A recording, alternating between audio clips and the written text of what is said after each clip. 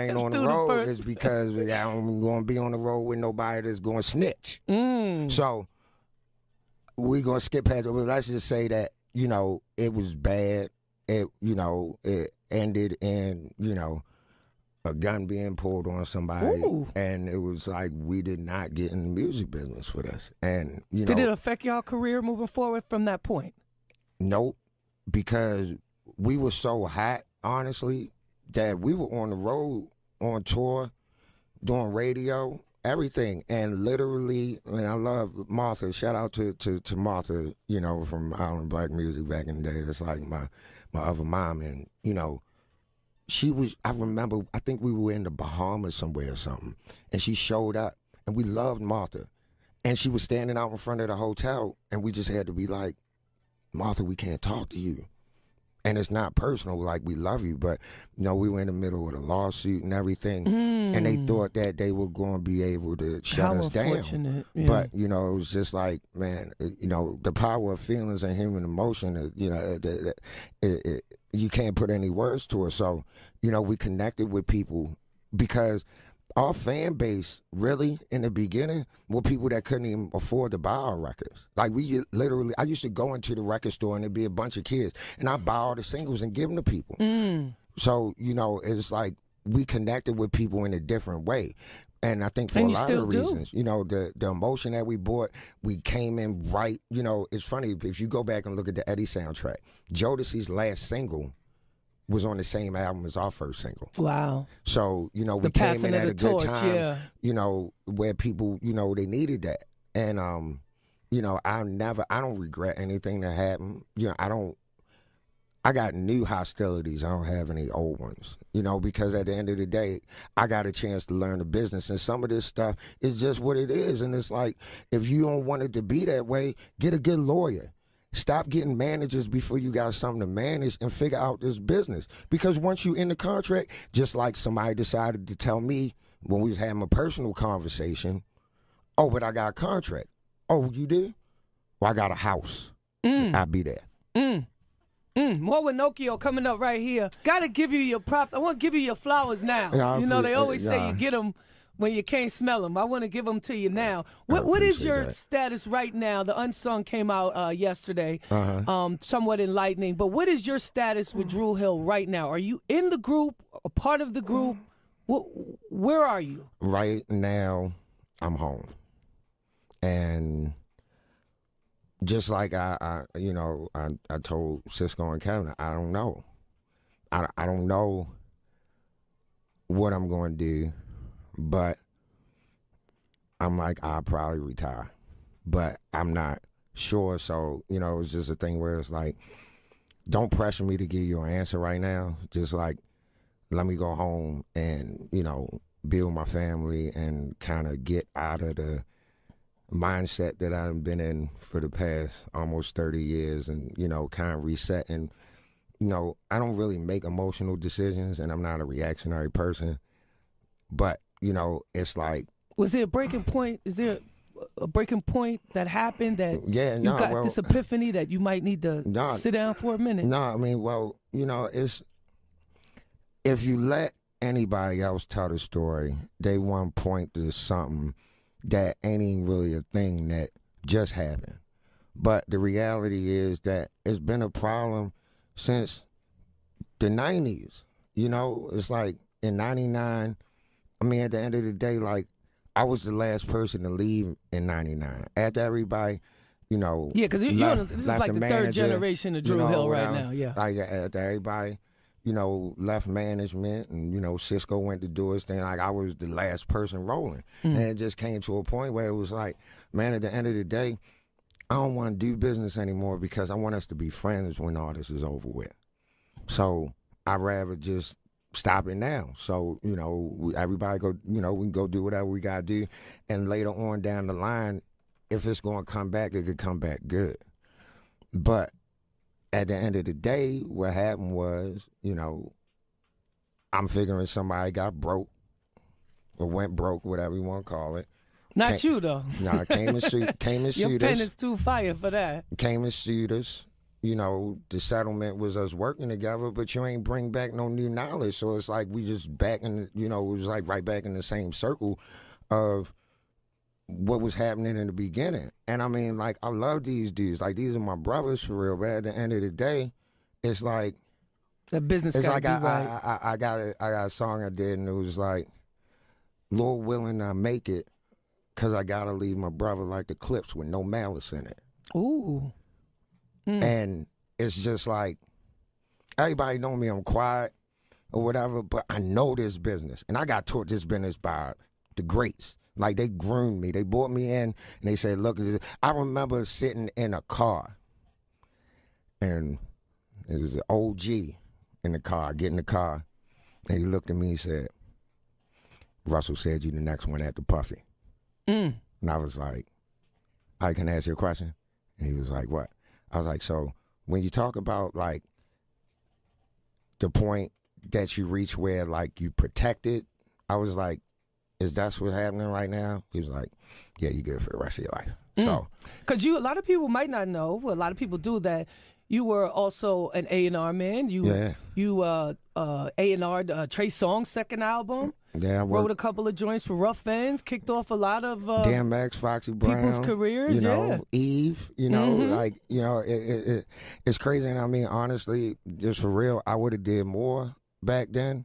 But to be totally honest, and you know, like, ain't nobody gonna sit in the room with me and tell the truth for real. I used to have to worry about whether or not the group wasn't gonna be able to do nothing because I did a song for somebody else. So, you know, I did Jack Thriller's show.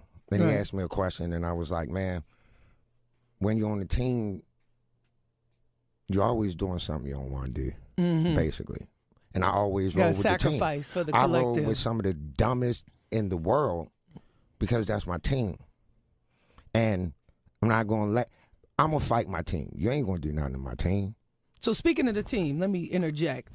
Are you going to be a part of the 25th anniversary, the book, and the biopic? Well, I mean, the book I had already started, so, you know. Your own book? No. The group book. The group book. Okay. You know, like, that was already started. Okay. You know, before all or whatever. So, you know, that's what it is. The biopic, yeah, because I signed a contract. You know what I'm saying? To be a part of it. You know, I'm not. Yeah, I'm a businessman. I'm not going to, you know, just go disappear and be sitting on an island looking like James Bond or something, you know, some beautiful woman and drinking drinks and stuff like that. No, I'm going to get to the business. We're going to do the work. You know what I'm saying? Now, I will say if BET want, you know, holler at me about some stuff that ain't in the book that I didn't put in there because, honestly, nobody was there for it, and I wasn't going to let nobody make no money off my life when I was suffering, and nobody cared about what was going on. I was at this dark point. Why? So, you know, you got that. And I mean, honestly, I'm going to tell you as real and North Avenue as I can. I don't want to not be on the road. But I'm not going nowhere where Kevin Peck is, period. And who is Kevin Peck? The guy that's been with us from the beginning. And I love him. So I don't need nobody calling him out with it. I love him as my brother, but we can't. But you just don't want to do no business with him. We can't do business. And if I said it 20 years ago, and you ain't learned nothing, you got us in the same positions. Why? So that's all you asking for is a new business perspective. I can go on the street if it really came down to it and make more money than I make out here. Wow. So at the end of the day, when I got my kids needing stuff, I got my family looking at me, and I got people, I swear to God, when I told people that I was going, it's people that I know that started crying and said, I've been praying for you to leave that situation. Nobody ever wanted me to come back and do Drew Hill. And I'm... Man, look. We here for you, No. Go ahead. I'm going to tell y'all something, man. This real. Your brothers supposed to look out for your life. And when you realize that you're around some people that ain't going to protect you, it's time to go. And that's it. And it took me 4 months to stop being upset every day. And it took me 4 months to stop want to hurt somebody because I'm like, you making me walk away from what I created because you don't want to go home. And you ain't in the group and you don't sing. So when the decision came down to it, Kevin was more important than me being on the road. So I went home. So I hope he know my notes, and I hope he up there dancing. Because as long as he out there, I ain't never coming back. Unless I got everybody with me. And I mean, bring Woody, Scholar, Jazz, and everybody else. We're going to be 8 is enough up there. That's the only way I'm doing it. And he got to go home. And the crazy thing is,